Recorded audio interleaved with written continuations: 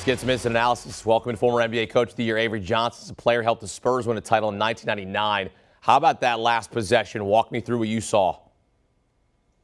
Well, in that last possession, I was really curious as to why Luka Doncic didn't get the ball initially, and why wasn't it advanced?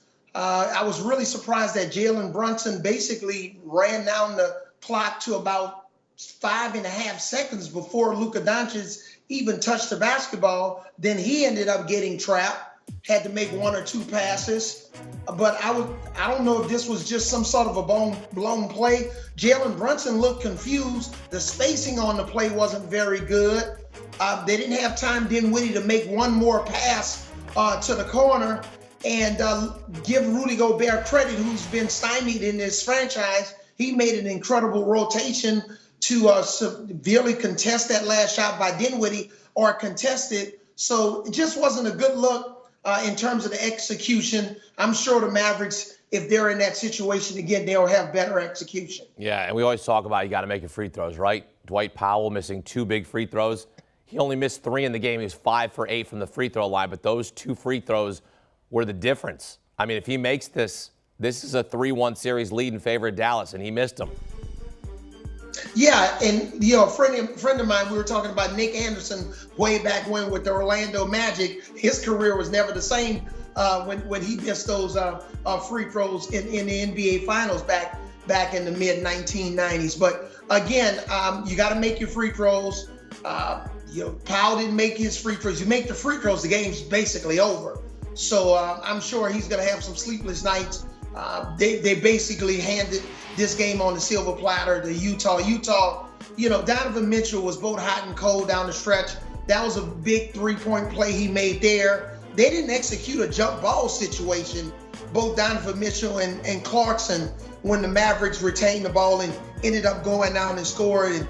And Luka scored and made a big 3 with 39 seconds to go in the game. So this was a gift for the Utah Jazz. Had the Utah Jazz lost this series, I'm attending Game 5 on Monday night here in Dallas. The series would have been over, but fortunately for Utah, this is now a 3-game series. So, we'll see what happens. I'm still picking the Mavericks to win this series in 7. All right, well, before we get to Luka, talk about Rudy Gobert. I mean, what a game. He had 17 points, 15 rebounds. Look, with his presence, I mean, they were just able to will their way to victory with Rudy Gobert down there doing his job.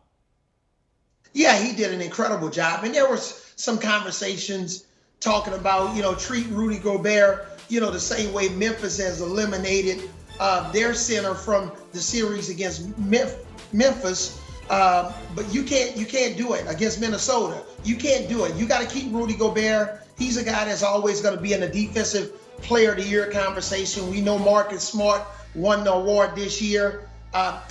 Instead of eliminating from the franchise, they actually tried to feed Rudy Gobert a little bit more, especially on lob situations in those pick and rolls. He did his job defensively.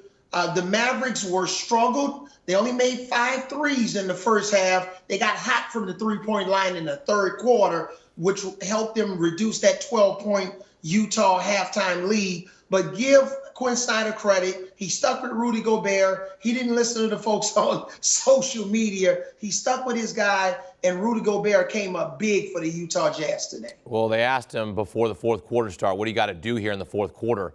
We got to win the fourth quarter. They won the fourth quarter. They outscored Dallas 22-18, and it was Rudy Gobert with the game-winning bucket with 11 seconds to go. It could have been a game-winning bucket for Luka.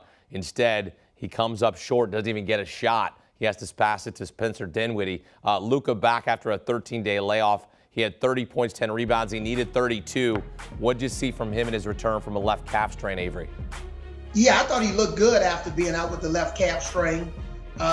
He made his threes, got inside the defense. He hooked up with Powell on a couple of lobs, made a couple of big shots to quiet the crowd down late in the fourth quarter. But I think the key for Luka is his lateral movement on the defensive end. Give Utah credit. They tried to involve Luka in the last 5-6 minutes of the game in every pick and roll situation. If it wasn't Luka, it was Powell, but they were trying to get Luka involved to switch on to Donovan Mitchell just to test his lateral movement. So let's see what Jason Kidd, what type of counter he's going to have, especially in Game 5. I expect the Mavericks in some of those situations to show their fist-up defense, which is their 2-3 zone, to try to hide Luka a little bit in the back of that zone and minimize his involvement in some of those pick and roll switching situations.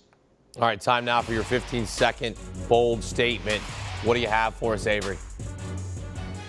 Wow, my bold statement, the Dallas Mavericks. I got the Dallas Mavericks winning Game 5, Utah winning Game 6, and then it's coming back to DFW for Game 7. And I think the Mavericks are going to blow out the Utah Jazz in Game 7 and advance to the Western Conference semifinals. There you go. Mavs in 7. Even though they lose here in Game 4, we are even, Steven. As you said, at a best-of-3 rest of way Game 5 Monday. Avery Johnson will be there for that one. Breaking down Game 4 here on CBS Sports HQ. Avery, thanks. Do you want a sports network that delivers everything that matters about the game? The highlights, the picks, the instant analysis. No yelling, no fake debates, no politics. Hit the subscribe button and never miss a moment.